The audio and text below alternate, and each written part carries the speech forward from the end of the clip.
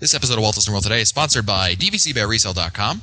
DVC by Resale is a great place to buy or sell your Disney Vacation Club points. You can view their current DVC resales, get answers to frequently asked questions, and you can see their DVC point charts all by going to www.dvcbuyresale.com, or you can call Chantel directly at 1-800-844-4099. This is Walt Disney World Today. Give us 5 minutes and we'll give you the world. It is Friday, May 10th, 2007, and this is episode 255 of Walt Disney World Today. I'm Matt Hochberg from MGMstudios.org. On the show today, we have Mike Scopa of MousePlanet.com. Welcome, Mike. Aloha. Steve Seifert, circa 2006. That's correct. What did you really have on there? Just out of curiosity. That's from the Tropical Serenade. What do you mean? Oh, I thought you actually had on the piece of paper Steve Seifert. Wait a minute. We waited for you to come up with that. Pretty soon his intros are going to be like, welcome. Yeah. Also on the show today is back. He's back. That's right. Can we have a round of applause for Len Testa of the Unofficial Guide to Walt Disney World? Welcome, Len. How's it going, Matt? Outstanding. Hi, Ben. Welcome to my park. Thanks, Rizzo. Also on the show today is Mike Newell of Mouse World Radio. Mike, how has it been not having to put any ding sounds for the Unofficial Guide plugs? The bell has finally gotten a rest. Wait, did you say plug the Unofficial Guide? What? You can buy it at Amazon.com? Which edition? The Unofficial Guide. You missed me.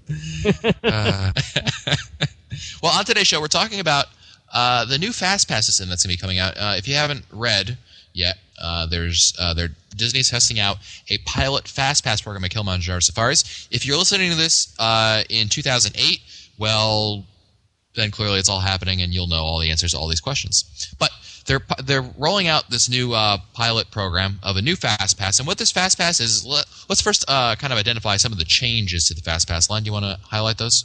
So the first change that's already occurred to FastPass is that Disney's now put a barcode symbol on the FastPass, and we're trying to we don't yet know exactly what it's for, but we're hypothesizing that it might be a couple of different things. The simplest, obviously, is that the FastPass denotes the time at which you got the FastPass. Right now, that's not in any sort of computer readable form on the FastPass, but the barcode might contain that. Obviously, it also might contain the attraction that you got the FastPass for, so that you can scan those things into a central computer. I know that it's obviously the name of the attraction's on the FastPass itself, but again, it's not in a computer readable format. And the interesting thing about that is that that'll give Disney some information about not only the attraction that you got the FastPass for, but the time between when you actually got the FastPass and when you redeemed it. So how long did you spend wandering around somewhere else before you came back? All right. So the today's use of the barcode may very well be, and we don't know if this is actually the case. This is speculation, but the use of it could be today that Disney will be able to use it for demographics to try to figure out the average user, the average person uses their FastPass 10 minutes after they can, or something like that. But what's interesting, what's really interesting, Len, I think, is what the barcode could possibly be used for in the future. Mm-hmm. And namely, I think there are two ideas that we've come up with for the possibility. The first one is I think we're calling a family FastPass, and this is one where it would replace almost the rider switches, where you would, and a rider switch, for those who aren't familiar, are FastPass tickets without times on them, and you just give them, and they're for 4 people. And in this case, a family of 5 would get just one ticket to have, and they would scan it in, and then the cast member would say, okay, this ticket's good for 5 people, and let them in. The other idea is one idea that actually I think Jim Hill actually talked about it on our one of the episodes he was on a long, long time ago. But it's much to tell our listeners about the Deluxe resort. It's kind of controversial. The idea behind this one is that the FastPass system will have certain enhancements, a number of them, maybe between 2 and 8 special features. The number of the special features you get depends on the resort that you stay at. And if you're staying outside of Disney World, the FastPass system will pretty much work the way it always has for you. However, if you stay at a Disney resort, let's say there are 6 or 7 different variations on FastPass, you might get 1 or 2 of those different variations. If you're staying at a moderate resort, you might get half of them or 3/4. And then if you're staying at a deluxe resort, every single FastPass perk that Disney comes up with would be available to you. So I think we wanted to spend a little bit of time talking about what the individual FastPass options might be. The biggest one is that this family FastPass idea that Matt had said. If you're staying at a deluxe resort, it might be something like you walk up to the Disney concierge desk where you get your tickets and tell them that you're headed to the Animal Kingdom that day, and they would give you a pack of family FastPasses right then and there, good for any time of the day at all of the FastPass attractions in the park. And you wouldn't have to go up to any kiosks or anything. You'd still be able to use your admission media for regular FastPasses. This would just be a bonus that you would get for staying at deluxe resorts. Hey, Len, wasn't there also a possibility that you could also get a FastPass by using like your phone in your room or your television, like a touch screen kind of a thing, or maybe even using your cell phone based on your reservation number, and how you could at any time say, I'd like a FastPass for 2 o'clock in the afternoon for Soarin' or something like that? We've actually seen the description of the television usage in the FastPass, one of the most recent Disney FastPass patents, where they described how the night before you go to the park, you would use the digital television link in the deluxe resorts or in the resorts to select the time at which you would like to ride a particular ride, like Space Mountain, for example. And that sometime during the middle of the night, elves would deliver those FastPasses to you, maybe slip them in an envelope underneath your door, and then you'd have them in the morning as you got up to go to the parks. You know, the interesting thing with all of this is, up till now, FastPass has been very democratic. No matter who you are, no matter where you stay, everybody is under the same FastPass program. And what potentially could be occurring, and this isn't confirmed, but the most likely scenario is that some or all of these ideas will occur, is that we'll start having tiered FastPasses based on basically where you're staying, what type of resort, if you're staying on property at all. And does anyone feel a sense? Is this going to annoy anybody? When you guys hear these ideas, do you think, "Oh man, this is terrible. It's just going to make everyone jealous," and it just makes you. You can already feel it makes you want to spike your headset in disgust and walk away for 30 seconds, who would do that? Who would do that? Or is this like an idea where it's like, hey, you know what? It's part of the perks, just like larger room space. Well, okay, so I don't know if you guys have noticed this, but when I'm loaded. Wait for this one, aren't you? I've noticed every once in a while, sometimes in society, people with more money get more things. I know. Really? I've been watching more TV lately, so yeah. But every once in a while, I see it where people who have more money get more things. Might have something to line. This might be one of those things. It might be. I'm going to go tell my commissar about this. So yeah. I mean, that's. This doesn't bother you at all, Len? It does a little bit, but. We talked about this before the show. It doesn't really bother me that much because I can afford to stay at the deluxe resort. There it is. Yeah, I mean, I think that's the point. I don't think that this perk is going to convince guests. Oh my God, I'm going to get more perks if I stay in the Polynesian instead of Port Orleans French Quarter. I beg to differ. So. Oh, come on, really? So. I've actually had the Magic FastPass. I've had during one of the media relation during I was one of the with you. Events. Right, it was cool. I liked it. Yeah. Disney gave members of the media this white plastic credit card-like device, and you put it into the FastPass machines, and out came a FastPass for right then and there. So if you wanted to go in and ride Soarin' 15 times in a row, you could do it with a FastPass using this special white ticket. So a couple of points for that. One is that Disney's already made some modifications to the FastPass system to handle special features. This Magic FastPass thing being one of them, and I'm sure celebrities and foreign dignitaries get them if they don't already get the family fast pass thing we talked about. The second thing is that it took me about 2 seconds to become addicted to that little white car.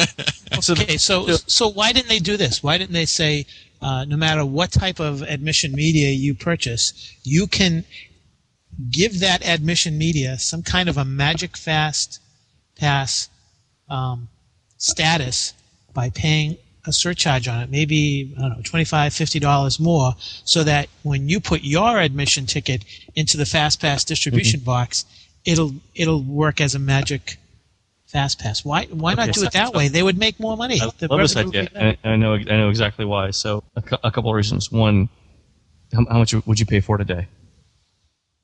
A day? Mm-hmm. Well, let's say I had a 7-day Magic Airway pass. Mm-hmm. Are you saying it would be similar to how they price the Magic Airway pass? That is, it would be like X amount of dollars for 1 day, X minus such and such for 2 days, and so on. So sort of a sliding discount. I'd say I'd pay $25 a day. Okay, $25 a day. Hodgeberg? I don't think I would pay for it. I would just adjust my strategies and save the money and do something. It's not that important to me. Newell? Be surprised. Hey, I agree with Mike. Anywhere between 20 to 25. All right, so if Disney charged for it, they would make $20 to $25 per day. Is that per family scope or is that per person? Per ticket. Per person, yeah. Per ticket. If you had four family members, you'd pay $100 a day for that? Yep. I don't know about that, dude. So it would behoove you to stay in a deluxe resort or move up a level. Thing.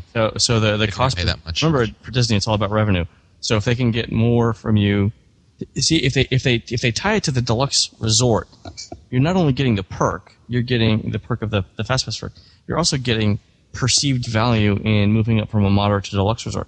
And I think it's easier for them. It's easier for people to justify the cost then if it's built into the moving to the deluxe resort. And Disney makes more money that way. It's cheaper though. It's cheaper if I'm at Port Orleans French Quarter and I do that than if I'm at the Contemporary or Boardwalk or whatever. It's cheaper for who? It's cheaper for me. Yeah, I know that. That's not what Disney wants. Disney wants to be for that. But there's another argument. That is, let's say, but how many rooms do they have? 35,000 on property? Yeah, they got 30 right now. 20 to 30, I think. Okay, what percentage of those are deluxe, do you think? 5%? 5,000? 75? Let's say 7,500. Yeah, maybe. I think it's probably a little bit more than that. I would think maybe a third. Okay, do you think that... A quarter. A quarter sounds good. Okay, so we're saying 9,000 rooms then, maybe? Mm-hmm. All right, so that means you've got 21,000 rooms left. Now, what percentage of those 21,000 rooms do you think would be occupied by guests who would say, hey, I'll pay an extra surcharge on my ticket so that I can get, an immediate fast pass because I value my time. My point is this, that sure, you'll have 75,000 people who are getting it. Maybe the answer is offer it both. That is, if you stay in a deluxe resort, you get this Magic Pass status. But if you stay in a non-deluxe resort, you're given the opportunity to have the same thing, but you're just going to have to pay a little extra. I don't know. I would think that Disney would want to get people to buy into the resort idea by upgrading to the resort rather than have people stay at All-Star and buy this extra super fast pass option on their tickets. Because by staying in, there's a couple of reasons. I mean, if you're staying in a deluxe resort, obviously Disney's making more per night on you, and also if you're staying in a deluxe resort, odds are you're definitely not going off site because you want to quote unquote get your money's worth. And well, if the rack rate stayed pat for about 2 years, I'd say fine, but I'm sure that the rack rates are going to go up. So to me, it's not worth it. Yeah. I mean, it's not. I mean, a Magic Fast Pass isn't going to get me to stay at the Polynesian. So none of you have a problem with the general idea, in all things being equal, never mind price or resort. No. But certain. Yeah, I just don't think you can. I don't think there's much you can. I mean, it's going to happen. People who stay on site get extra magic hours. And it was always something that you've seen in other parks. Universal does it. I know Six Flags, they have one where you can buy the option. Yeah, I actually talked to that guy. His name's Leonard Sim. It's the was it Q-Bot or something like that? Yeah, some weird name like that. It starts with a Q. I know what you're talking about. Yeah. And they have those options in those parks, and to an extent, I don't know if it's just been me, but I've always said, oh well, Disney doesn't have that thing over there. They don't make you pay for their fast pass. Everyone gets fast pass. Yeah, it really hinders their adoption that they actually charge money for it, or they could charge like $5 a pop. They might get more money out. Because I think a lot of people, Len, correct me if I'm wrong, or anyone really. You're wrong. Oh, wait. I'm sorry. I have to wait until you're done talking to do that. It's more effective. I was going to say most people don't know how to use FastPass. The vast majority of Disney guests. No, I don't know. I think people are getting better on that. I still see people who look completely dumbfounded or don't even know that existed. And I mean, obviously, when you're dealing with the internet, but I think the number is smaller. I mean, when okay, I agree. When FastPass first started, maybe even through 2001, I would agree that you looked at people talking about looking at FastPass, and it was like you're talking about quantum physics or something like that, where people just didn't get it, and that was that. But I think now it's different. Think so? I still think the I mean, adoption of FastPass. No, but I mean, and you're talking about a population of 50,000 people. Okay, this is classic. I got to tell you guys this. So, I was doing job interviews. Recently. So explain why you weren't here for the past 2 weeks. No. I was interviewing people, and the first question in the interview that I asked it was just a warm-up question, and it was a computer-related job. The question was, how does Google make money? Do you know how Google makes money? Through ads. Okay, yeah. It was surprising because not everyone that I asked that question knew the answer, which I thought was kind of surprising. Anyway, so when we're making assumptions about does everyone know how FastPass works, I would agree. Not everyone knows how FastPass works, but not everyone in a population of 50,000 people knows everything about any particular topic that we thought they would. Yeah, that's true. That's really an obtuse point, wasn't it? Spent a lot of time there about that for nothing. It's the obtuse show with Lindsay. The obtuse show, yes. Well, it's going to be interesting how they're going to do this. I really don't see them pulling back on this program. I think it's going to happen. The other thing we should mention, the major change which we haven't really hit upon, is what was that, Len? We can all afford it. It's okay. Well, I was going to say that the other major point is the Len Testa clause, which has been added to all the fast passes, which has the date that you got it issued in huge letters in the bottom. This is just tyranny. Len doesn't have a problem with tearing it off and having certain people with things. But the day that you can't use your old fast passes from 2004, well, that's just exactly. What is this world coming to? I've been saving this up. I have a stack of fast passes that are quickly going to become obsolete, so I have to use these bad boys when I go down there. Special trip down. Hey, I can start using them in July when they. I'm like, no, I just got this fast pass. No, I think the barcode machine must not be working. Yeah, that's it. Yeah. Or they don't have the year on it, so maybe you could just have to keep using them on keep going on the same dates every year. Sell them on eBay and be done with it. Yeah, as far as I know, these work. As far as I know, I don't know. What's FastPass? Somebody just gave me these, man. Possible. Well, this show, again, has been sponsored by DVCbyResale.com. DVC by Resale is a great place to buy or sell your Disney Vacation Club points. You can view their current DVC resales, get answers to frequently asked questions, and see the DVC point charts all by going to DVCbyResale.com. Or you can call Chantel at 1-800-844-4099 and tell them that Newell sent you. And that's it for us today. If you want to find our older episodes, read our show notes, or send us your comments, you can visit the Walt Disney World Today website at www.today.com. You can also email us at questions@www.today.com. For Len Testa, Mike Scopa, and Mike Newell, I'm Matt Hochberg. We'll see you on the next show.